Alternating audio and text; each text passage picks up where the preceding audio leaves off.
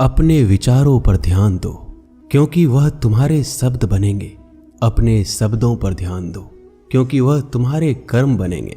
अपने कर्मों पर ध्यान दो, क्योंकि वह तुम स्वयं बनोगे।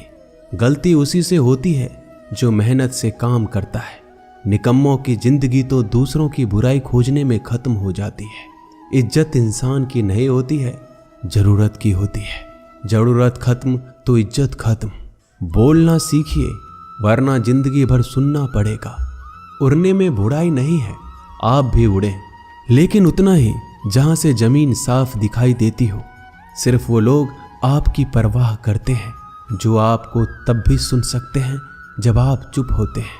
चिंता उतना ही करिए जितने में काम हो जाए, उतना नहीं कि जिंदगी ही तमाम हो जाए। आप अपने शब्दों को चाहे जितनी भी समझदारी से बोलिए, लेकिन सुनने वाला अपनी योग्यता और अपने मन के विचारों के अनुसार उसका मतलब निकालता है। यकीन करो, जो तुम्हें भूल चुका है वो भी याद करेगा, बस उसके मतलब के दिन आने दो। कहानी जिंदगी की यही है कि इसमें मनचाहा किरदार नहीं मिलता। जिंदगी तो अपने दम पर ही जी जाती है। दूसरों के कंधों पे तो सिर्फ जनाजे उठाए जाते हैं। आपकी मुस्कान आपके चेहरे पे भगवान के हस्ताक्षर हैं।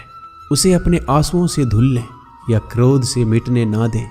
कोई भी व्यक्ति हमारा मित्र या शत्रु बनकर संसार में नहीं आता। हमारा व्यवहार और शब्द ही लोगों को मित्र और शत्रु बनाता है। जो व्यक्ति हर वक्त दुख का रोना रोता है, उसके द्वार पर खड़ा सुख बाहर से ही लौट जाता है।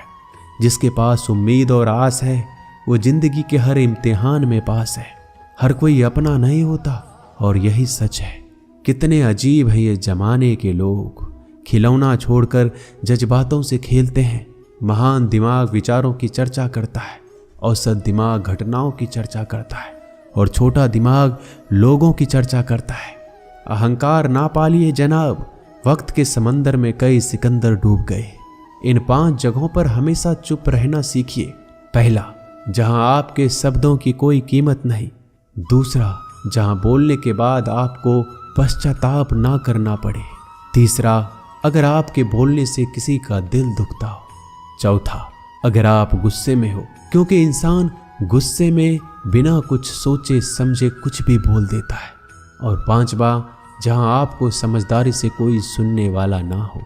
किसी का कष्ट देखकर अगर तुम्हें भी कष्ट होता है तो समझ लेना तुम्हारी आत्मा में परमात्मा विराजमान है। सिर्फ सुकून ढूंढिए, जरूरतें कभी भी पूरी नहीं होती। जिंदगी में सारा झगड़ा ख्वाहिशों का है। ना तो किसी को गम चाहिए, ना किसी को कम चाहिए। जिसके इरादे हमेशा साफ होते हैं, कई बार लोग उसी के खिलाफ होते हैं। जो तुमसे तंग आ जाए उसे छोड़ दो, क्योंकि बोझ बन जाने से याद बनना बेहतर है। झूठ की खरीदारी ज्यादा दिन तक नहीं टिकती। सच एक ही सही अंत तक साथ देता है। किसी इंसान के आज को देखकर उसके भविष्य का मजाक मत उड़ाओ, क्योंकि इस समय में इतनी शक्ति है कि वो कोयले को भी धीरे धीरे हीरे में बदल देता है। समय जब फैसला करता है तो गवाहों की जरूरत नहीं पड़ती। इंसान का काम तमाम करने वाला शब्द है। कल करूँगा, ना तो अधिक बोलना अच्छा है, ना ही जरूरत से ज़्यादा चुप रहना। जैसे बहुत अधिक वर्षा होना भी अच्छी बात नहीं है, और बहुत अधिक धूप भी अच्छी नहीं होती। विचार कीजिए, हमारा जन्म हमारी मर्जी से नहीं होता, ना हमारा मरण हमारी मर्जी से होता है। इस जन्म मरण के बीच में होने वाली सारी व्यवस्था हमारी मर्जी से कैसे हो सकती है। जिंदगी में हर मौके का फायदा उठाओ, पर किसी के मजबूरी का नहीं। अगर जिंदगी मौका देती है तो धोखा भी देती है। जिंदगी की सबसे अच्छी दवा है जिम्मेदारी। एक बार पी लीजिए साहब, जिंदगी भर थकने नहीं देगी। जीवन में प्रयास सदैव कीजिए। लक्ष्य मिले या अनुभव, दोनों ही अमूल्य है। जिंदगी में तकलीफें तो हवा के झोंकों सी होती है, जो आती है और चली जाती है, पर ये जब जब आती है तो सभी के नकाब उतार कर जाती है। जो आपने सोचा है जरूरी नहीं कि वो मिल जाए, मगर जो भगवान ने सोचा है वो आपको जरूर मिलेगा।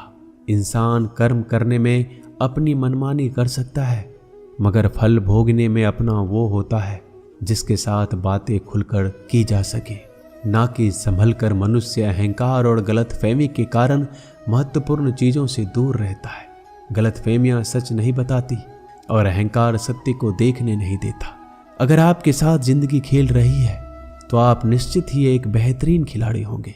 जिंदगी का काम है ठोकर मारना। बिखरना है या निखरना है ये तो आप पर निर्भर करता है। आज तुम्हारे जीवन में कितनी मुसीबतें हैं इससे कोई फर्क नहीं पड़ता। फर्क पड़ता है तो बस इस बात से कि तुम उसका सामना कैसे करते हो। मनुष्य को इस संसार में जो भी मिला है उसमें उसको खुश रहना चाहिए। जो नहीं मिला है उसके लिए दुख नहीं मनाना चाहिए। इंसान ने जितना उसके लिए सोचा है भगवान ने उसके लिए उससे ज्यादा सोच कर रखा है। इसलिए कभी भी किसी चीज के बारे में चिंता मत करो। प्रभु श्री राम ने घर में विरोध सहा है, कान्हा ने भी समाज में बहुत सहा है और यह आपके साथ भी होगा। पर अगर इससे आप ऊपर उठोगे तो ही कुछ नाम बनेगा। दूसरों पर निर्भर रहने वाले लोग कभी खुश नहीं रह पाते। इसलिए इस लायक बनिए कि आपकी इच्छाओं का आप स्वयं पूरा कर सके।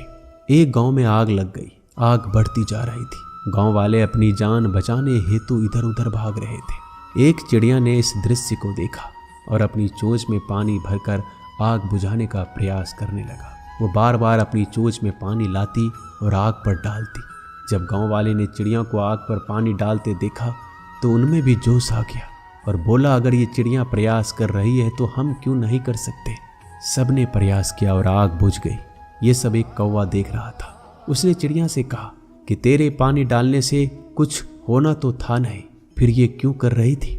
चिड़िया ने कहा, मेरे पानी डालने से कुछ हुआ या नहीं हुआ, लेकिन मुझे गर्व है कि जब इस आग की बात होगी तो मेरी गिनती आग बुझाने वालों में होगी, तेरी तरह तमाशा देखने वालों में नहीं। एक बार एक किसान अपने खेत में काम कर रहा था।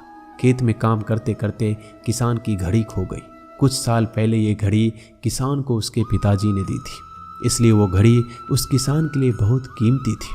अब किसान सब काम छोड़कर घड़ी ढूंढने लगा, लेकिन बहुत देर होने के बाद भी वो घड़ी नहीं मिली। तभी किसान ने पास में खेल रहे बच्चों को बुलाया और उनसे कहा, बच्चों, इस खेत में मेरी घड़ी गुम गई है। मैं बहुत देर से घड़ी ढूंढ रहा हूँ। तुम में से जो मेरी घड़ी ढूंढने में मदद करेगा मैं उसे एक इनाम दूंगा। इनाम के उत्साह में सब बच्चे उस घड़ी को ढूंढने में लग गए, लेकिन इतने बड़े खेत में छोटी सी घड़ी ढूंढना बहुत ही मुश्किल काम था। कुछ घंटों बाद सब बच्चे जाने लगे। किसान ने भी अपनी उम्मीद छोड़ दी। वो भी घर जाने की तैयारी कर रहा था। आखिर में एक बच्चा किसान के पास आया और बड़े शान से कहा कि सब बच्चे चले गए, बस मुझे थोड़ी देर और घड़ी ढूंढने दीजिए। किसान ने कहा, ठीक है, मैं कुछ देर बाद आता हूँ, तुम देखो जब तक घड़ी मिलती है या नहीं। किसान जब 20 मिनट बाद आया तब बच्चे के हाथ में घड़ी थी। किसान आश्चर्यचकित हो गया और बच्चे से पूछा कि इतना जल्दी तुमको घड़ी कैसे मिल गई। बच्चे ने कहा, सब जा चुके थे। अब इतनी शांति थी कि मैं धीरे धीरे पूरे खेत में घूमकर आवाज़ सुनने लगा। जैसे ही शांति में मुझे आवाज़ सुनाई दी वैसे मुझे पता लग गया कि घड़ी कहाँ पर है। दोस्तों, ये कहानी शांत दिमाग का बहुत ही बढ़िया उदाहरण है। जब हमारा दिमाग शांत होता है हर बड़ी चिंता खत्म हो जाती है और आसपास का शोर भी खत्म हो जाता है, तो हमारा दिमाग अपने आप काम करता है और हमें सही दिशा दिखाता है। दोस्तों, इस वीडियो में बस इतना ही। जल्दी मिलते हैं हम और भी ज्ञानवर्धक वीडियो के साथ। धन्यवाद।